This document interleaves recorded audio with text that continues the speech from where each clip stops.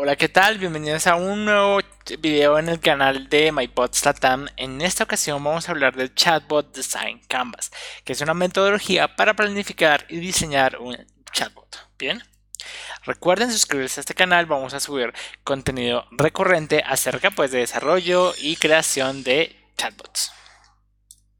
Bien, entremos en materia. ¿Qué es el Chatbot Design Canvas? Muchos lo describen como una metodología, otros más como un lienzo de planificación, pero básicamente pues es como un canvas o lienzo que nos da unos 12 casillas para poder planificar un bot como tal.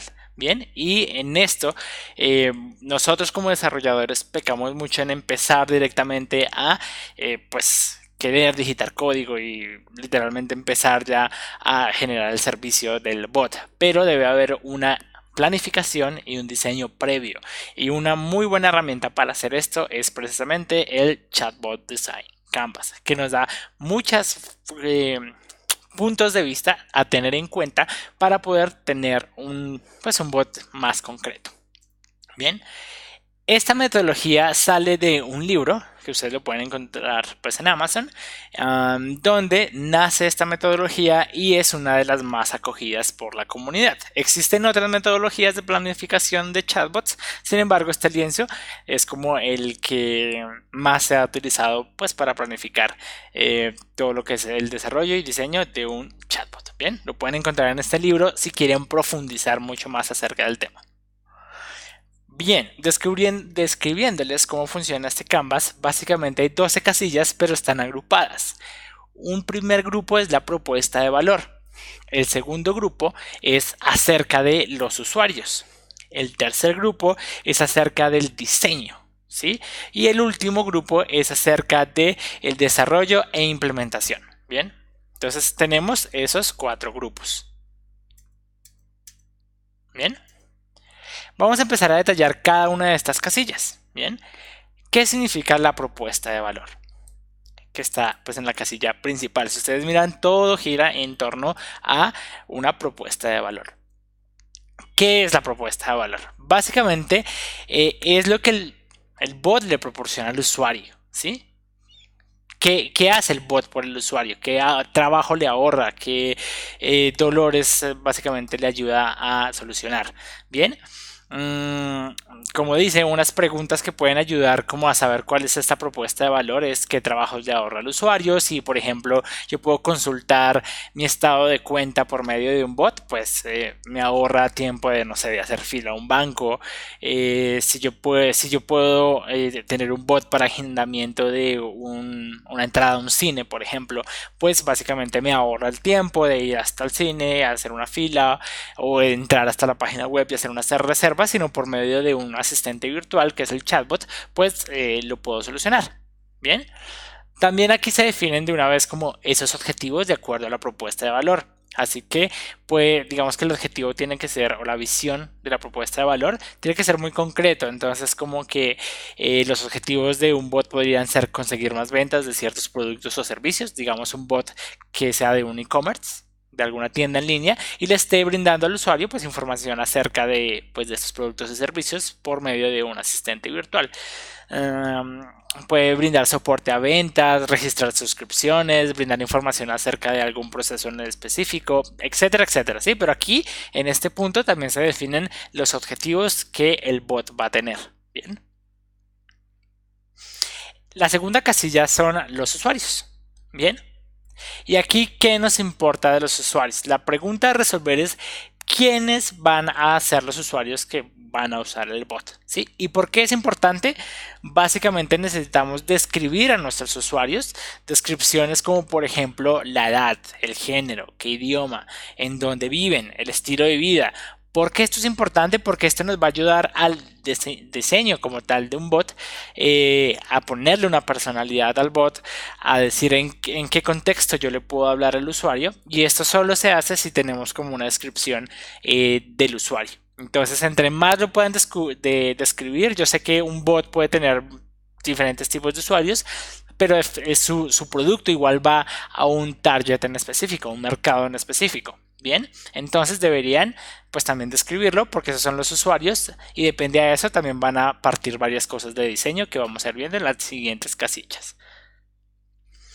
La otra la tercera casilla son los dispositivos. Bien, esta planificación o este lienzo nos ayuda para hacer un chatbot, pero también nos ayuda o dentro de toda esta metodología también se pueden tener en cuenta bots o asistentes virtuales desde Smart Speakers, que son estos como Siri, Cortana, Google Home, Amazon Echo, bueno, todos estos speakers que por voz yo me puedo comunicar con él y por medio de inteligencia artificial él me entiende y arregla o pues atiende mi solicitud. Bien, entonces hay que tener en cuenta qué dispositivos.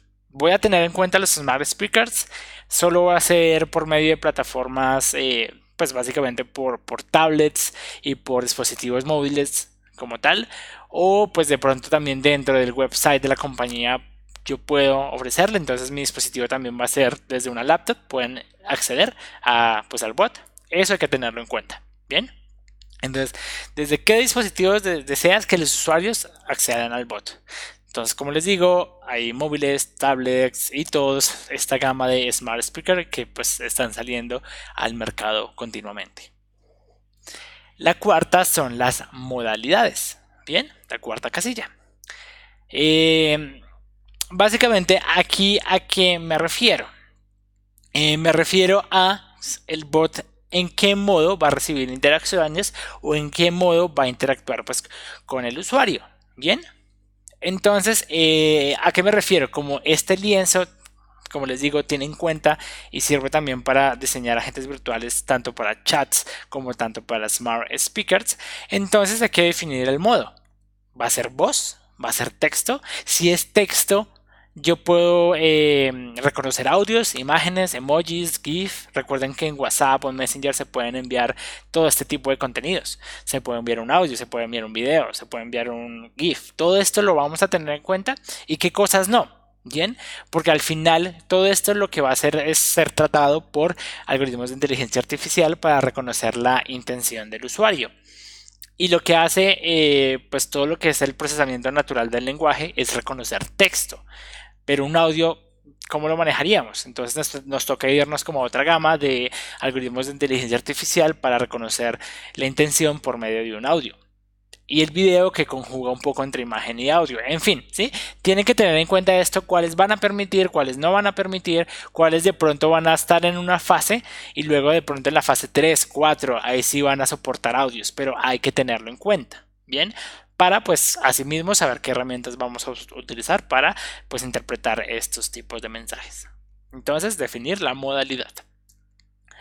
La quinta es en qué plataformas o canales va a estar nuestro bot. Bien, ¿a qué me refiero con esto? Pues básicamente dentro de nuestro, recuerden que un chatbot no es una aplicación nueva para el usuario. El usuario utiliza o por lo general va a utilizar un canal ya conocido por él. Bien, como Messenger, WhatsApp, Telegram, Slack, Skype, puede ser mensajes de texto, puede ser un web chat dentro del sitio web de la compañía, etcétera, etcétera. Entonces, vamos a soportar Facebook, vamos a soportar bots por Slack, ¿sí? ¿Para cuáles canales vamos a dar soporte? Bien, ¿desde dónde los usuarios van a interactuar con el bot? Entonces, pues existen muchas aplicaciones de mensajería en este momento. Las más importantes pues son WhatsApp y Messenger. Es para donde los clientes más pues exigen pues que haya chatbots. Pero recuerden que hay un montón de canales más. Bien, entonces hay que definirlos. De por sí hay algunas empresas que desarrollan un desarrollo específico para el bot en Messenger, otro desarrollo específico para WhatsApp, otro desarrollo específico para Telegram, etcétera, etcétera. Pero también se puede llegar a un solo core, a un solo núcleo y desplegarlo para varias plataformas o canales utilizando la misma lógica de negocio. Bien, Entonces hay que tener en cuenta cuáles sí y cuáles no, sobre todo porque cada uno de estos tiene unas restricciones, tiene unos pasos para poder acceder a la API de cada uno. Por ejemplo, WhatsApp en este momento es uno de los más difíciles de acceder, hay que enviar una solicitud, a veces te piden una entrevista con la empresa para abrir la API para generar un chatbot dentro de WhatsApp. En Messenger no hay tanto problema, en Messenger solo tienes que tener una fanpage y generar pues como tu proyecto a modo de desarrollador, y bueno, y así va variando, ¿no? Entonces, de acuerdo a esas plataformas, pues es más o menos el desarrollo que hay que hacer. Entonces hay que definirlo. Hasta aquí ya acabamos como la parte de los usuarios. ¿Ven? Las 4 casillas que eran como la parte de los usuarios. Ya vimos la propuesta de valor y todo el grupo de casillas, que son 4, acerca de los usuarios. Ahora vamos por la parte de abajo, que es toda la parte de diseño, que son 3 casillas. Vamos a iniciar por la personalidad.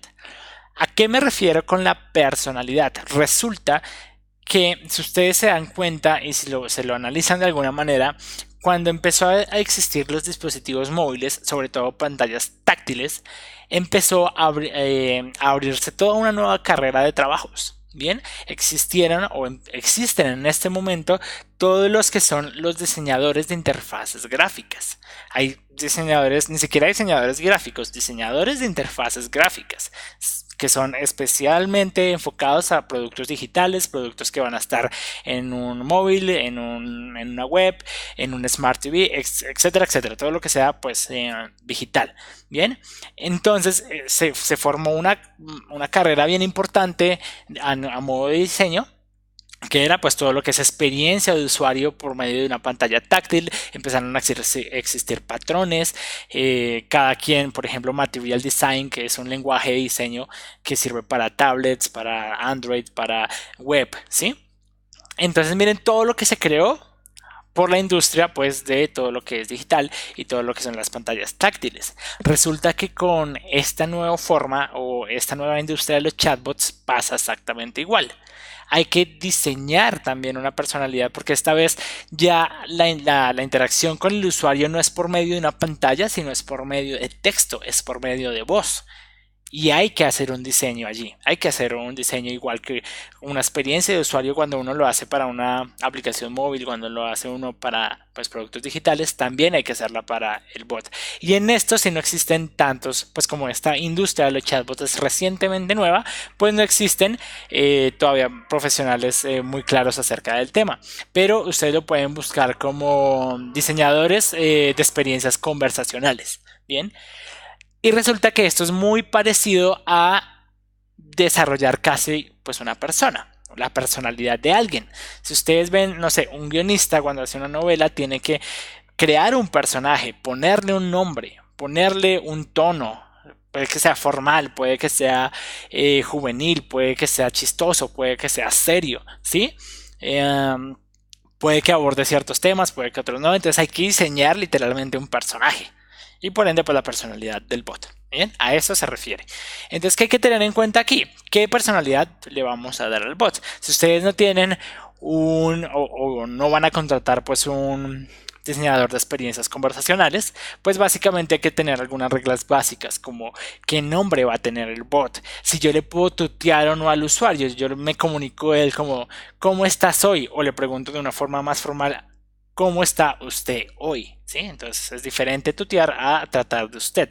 Voy a utilizar emojis, voy a hacer como enviar caritas felices, caritas tristes, o todo va a ser por texto y va a ser formal, ¿sí?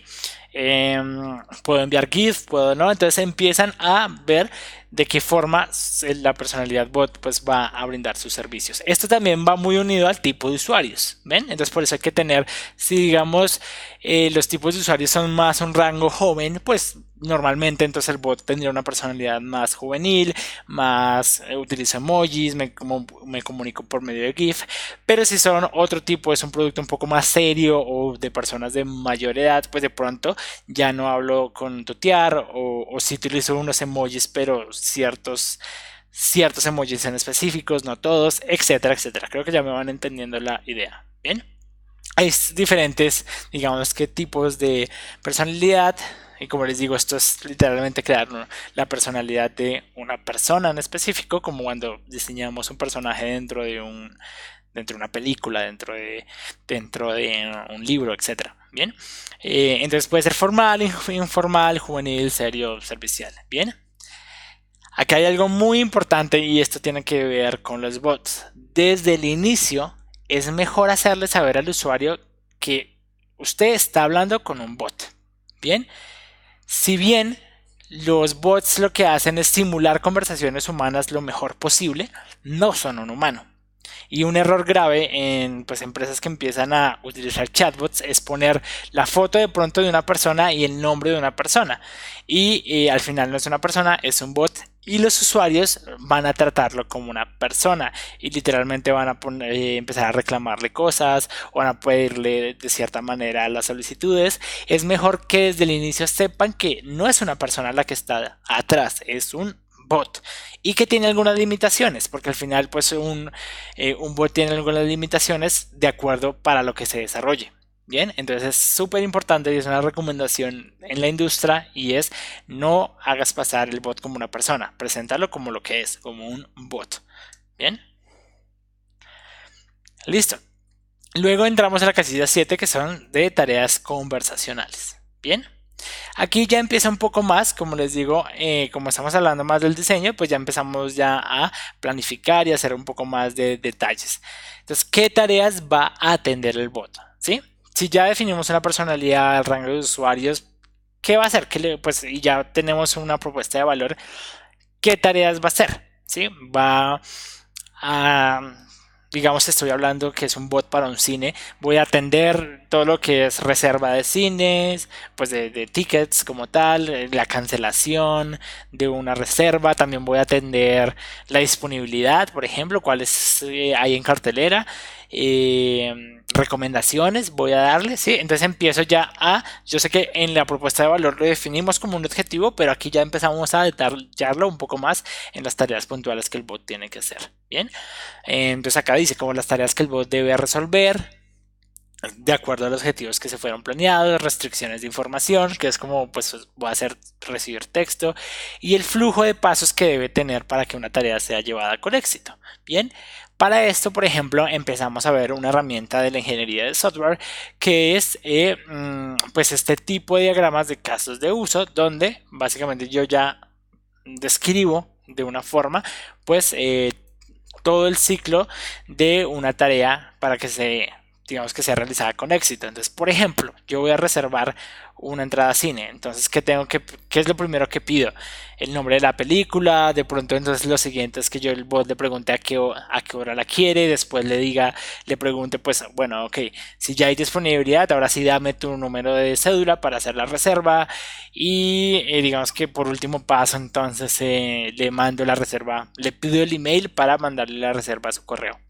Ya, finito. Entonces miren que hubo una serie de pasos, una serie de cosas que el bot le tiene que pedir, el email, la cédula, la película, el horario, muy probablemente la silla, si quiere reservar alguna silla en específico, etcétera, etcétera. Entonces todo esto ya se empieza a poner en cosas un poco más tangibles como son diagramas de casos de uso, ¿vale? Luego están las tareas de backend, ¿bien? ¿Qué son las tareas de backend? Básicamente ya es como las conexiones que yo voy a tener, como ya tengo diagramas de casos de uso y sé un poco qué es lo que debo hacer, también ya me da una idea de con qué me tengo que conectar. Si yo estoy haciendo un bot para un cine, pues probablemente me tengo que conectar a un servicio web que se conecte con la base de datos del cine y me dé la disponibilidad. Entonces yo ya empiezo a decir, bueno, hacia dónde me tengo que conectar, de dónde voy a sacar esta información y eso pues empieza uno a listarlo. Bien, entonces, ¿cuáles son los sistemas internos que el bot debe consumir? Bien, entonces si por ejemplo el cine tiene un web service para las películas, entonces me conectaría a ese web service y pues ya tengo que preguntarle a mi cliente si tiene un web service, cómo lo tiene, de pronto si me tengo que conectar a un CRM que pues que el cliente tenga o a un ERP o pues los sistemas que tenga, saber cómo me conecto a ellos, saber si hay una forma segura de conectarme para obtener esa información. Bien, entonces eso es muy importante porque igual si la empresa no los tiene, entonces va a ser muy difícil o va a ser imposible básicamente pues brindarle esa información al usuario porque no podemos acceder a ella. Entonces ahí habría que hacer una construcción primero de web service para que pues el bot se pueda conectar a ellos y obtener esa información. Bien. En la novena parte, en la novena casilla, tenemos los servicios de terceros. Bien, y ya aquí acabamos con básicamente toda la parte de diseño. Ahora vamos con la parte de desarrollo e implementación. Bien, la primera casilla, como les digo, es servicios de terceros. Entonces, aquí es donde yo digo, bueno, en la casilla anterior ustedes vieron como sistemas internos. Aquí yo ya veo sistemas externos que no están dentro del control de la compañía, sino son otras APIs a las que me voy a conectar. Por ejemplo, si mi bot da el clima, pues lo más normal es que me conecte a una API que me dé el clima, como OpenWeather API, que básicamente pues por medio de una API, de un web service, puedo solicitarle que me dé el clima de cierta ciudad en específico, a una hora en específico, o de la semana pasada, etcétera. Entonces pues me puedo conectar a esos sistemas ya, pero de afuera, de externos, no internos de la empresa, sino externos. Entonces, ¿qué servicios de terceros vamos a consumir? Bien, y acá hay una parte muy importante para definir, y es los pilares para construir un buen servicio de bot para mí, y pues los que he leído un poco en pues varias lecturas acerca de chatbots, es la experiencia, por eso muy importante la personalidad, el tono, todo lo que estamos haciendo.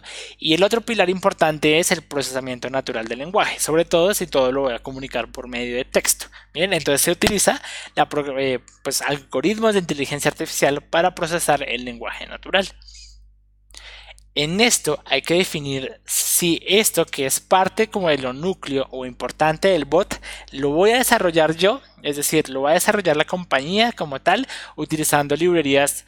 Pues por ejemplo, la mayoría de cosas de inteligencia artificial está hecha en Python, y hay tres librerías muy buenas para hacer pues procesamiento natural del lenguaje. Una es Spicy, otra es esta de aquí, es KitKit, Scikit, digo, y otra es literalmente un nombre súper largo que es Natural Language Analytics with Python. Así se llama la librería. Entonces yo puedo desarrollarlo y al final construyo un servicio, un web service, porque otra vez lo tengo que exponer a medio de un web service donde yo le mande cosas, inputs, y él me diga, ok, la intención del usuario es solicitar una cita, me está dando una cédula, me está dando un correo, me está preguntando cierta cosa, ¿sí? Entonces hay que tener eso importante. Al menos pues hay que definir muchas. Por ejemplo, si yo voy a utilizar Google Maps, por ejemplo, para enviarle mapas, cosas de ese estilo. Pero una de las más importantes a definir es quién va a hacer el procesamiento natural del lenguaje. Lo podemos hacer nosotros por medio de estas librerías, o podemos utilizar un servicio de tercero. Por ejemplo, está Dialogflow de Google, está los servicios cognitivos de Microsoft, está IBM Watson, está Rasa. Todos estos, algunos son gratis, algunos son pagos, la mayoría son pagos, donde ya no quiero meterme en toda la parte de pues pesada y algoritmia ya un poco más compleja para poder hacer procesamiento natural del lenguaje, donde ya tengo que tener algunas bases de inteligencia artificial pues para poder lograr esto, o simplemente se lo delego a estos servicios que ya me ofrecen esto como servicio, y pues los contrato. Y pues obviamente aquí también hay que tener un entrenamiento para utilizar estas plataformas, saber cómo utilizarlas y sacarles el mejor provecho, pero pues tampoco es tan complejo como pues literalmente aprender toda una carrera de hacer inteligencia artificial para poder llegar a hacer procesamiento natural del lenguaje. Bien.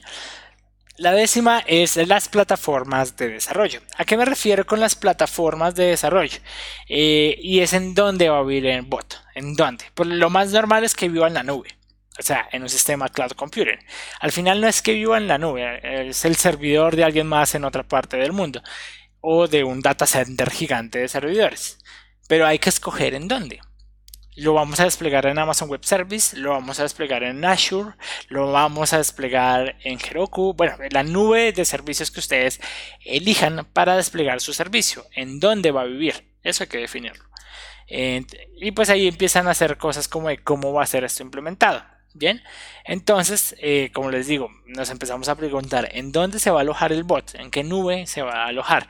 Herramientas que si vamos a manejar alguna herramienta visual para todos los flujos que vamos a diseñar en el bot, si lo vamos a exponer como un microservicio dentro de nuestro stack pues de servicios, por ejemplo con Kubernetes o con Docker Swarm, o simplemente va a ser un microservicio chiquito que no está dentro de un stack clusterizado de servidores, por ejemplo, ¿sí? Entonces, pues hay que tener eso en cuenta. Bien. Las analíticas, es súper importante, bueno, de por sí todas las casillas que ustedes ven son bastante útiles. Aquí es importante definir las analíticas, cómo yo voy a medir que mi bot está teniendo éxito, ¿bien? ¿Por medio de qué lo voy a medir? Bien, entonces es muy importante y es otra de las cosas porque pues al final la compañía debemos definir esto con el cliente para que asimismo seamos medidos en la efectividad del bot. Bien, entonces yo podría tener una reunión con el cliente y decir pues qué métricas van a asegurar o vamos a medir el éxito del bot. Aquí pueden haber muchas métricas, como por ejemplo mensajes enviados, conversaciones recibidas, usuarios con calificaciones en 10, o ustedes también pueden hacer procesamiento del sentimiento del mensaje y saber si el usuario estaba enojado o feliz.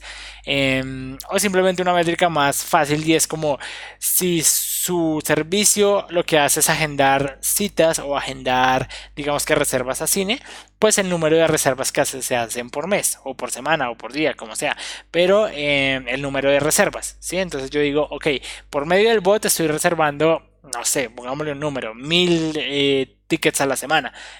Eso es bueno o es malo, o ver de pronto que en este mes tuvimos 1000 reservas, pero el siguiente tuvimos 500. Algo pasó, algo tengo que mejorar, algo desplegué mal, algo no está fallando, no está funcionando de la manera correcta para que mi nivel de reservas sea baja al mes anterior. Entonces hay que tener esto muy en cuenta.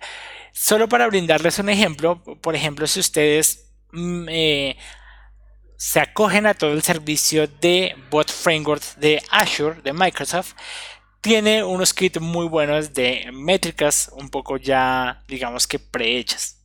Bien, eh, recuerden, Microsoft tiene como todo un framework para desarrollar bots, así como existen frameworks para desarrollo frontend como Angular, React, Vue, para hacer esto mucho más ágil y rápido, así como frameworks en el lado de backend como Django, Ruby on Rails, Laravel para hacer backend mucho más fácil. Pues también hay un framework de Microsoft para hacer bots, pues con las herramientas de ellos, con un framework de ellos, y pues lo unen a varios sistemas. Voy a mostrarles aquí un poco. Acá está, entonces ustedes pueden ver acá varios ejemplos de asistentes virtuales, pero ellos ya, si nosotros desarrollamos un poco con ellos, pues como con toda la plataforma, nos podemos conectarlo a un servicio que tiene Microsoft, que es Power BI, para mostrar dashboard, y nos pueden dar métricas súper interesantes, como pues precisamente cuál es la intención del usuario, cuántos no sé cuántas, no sé qué es esta gráfica, pero por acá Azure tiene su base de datos y toda la historia, todo lo que va ocurriendo dentro del chatbot, lo guarda en su base de datos no relacional llamada Cosmos DB, o también lo puede guardar en Azure Blob Storage. Pero entonces desde ahí uno puede, si ellos nos dan unas herramientas, como todo queda guardado ahí, nos dicen, mire, usted corre esta consulta y puede obtener esta gráfica. Entonces tenemos pues consultas muy buenas que nos dicen un poco cómo el bot se está comportando. Bien, entonces para que lo tengamos en cuenta. Acá hay una de Power BI, como les decía, donde, miren, podemos tener cosas como conversaciones por día, a ver qué más vemos por acá, estados del diálogo, hasta podemos ver de qué países también nos escriben o desde qué regiones. Bueno, sí, ustedes pueden entrar un poquito más en detalle, cuál es la palabra que más, no sé, pregunta la gente, etcétera. Hasta bueno, acá también hay una de el análisis del sentimiento para saber si los usuarios están enojados o felices, etcétera. ¿Sí? Entonces, obviamente, pues ya Microsoft nos vende sus mismas herramientas para pues sacar métricas. Bien. Esto es solo por un ejemplo, pero si ustedes están desarrollando su propia plataforma, están desarrollando con otro framework que no sea el de Microsoft, igual hay que sacar métricas. O sea, igual es obligatorio sacarlas, saber cómo les voy a medir, saber qué voy a medir para ver pues, si el bot está siendo exitoso. Y finalmente la casilla 12, que es la promoción. ¿Qué es la promoción? Esto ya tiene que ver más como cómo se va a difundir el bot. Básicamente toda la estrategia de marketing. Cómo los usuarios van a conocer al bot. Ya lo tengo, pero cómo se van a dar cuenta de que existo. Voy a hacer una campaña digital para que empiecen ya a pedirle cosas al bot. Voy a poner un banner súper grande en mi website donde les digamos que tenemos ahora este nuevo servicio. Digamos que si soy una panadería y ahora desplegué mi bot para que me hagan pedidos a domicilios, voy a desplegar, no sé, una pancarta afuera de mi negocio diciendo conéctate a este bot. Bueno, ahí ya hay muchas estrategias de marketing. Yo no soy nada bueno en marketing, pero pues hay que planearlo, hay que como discutirlo al menos con el cliente. Si ellos tienen toda la parte de marketing tercerizada o la tienen ellos mismos, hay que discutirlo y saber cuál va a ser el medio, porque nosotros también podemos ofrecer propuestas. Por ejemplo, Messenger, si ustedes hacen un bot en Messenger, ellos tienen como un QR donde uno lee esta y este como QR o este código y automáticamente pues le abre la aplicación de Messenger y le abre el bot para empezar a conversar con él. Bien, entonces yo puedo literalmente imprimir una pancarta, ponerlo en un banner gigante en una autopista y pues que el usuario escanee este QR y ya acceda directamente al bot, por poner un ejemplo, ¿vale?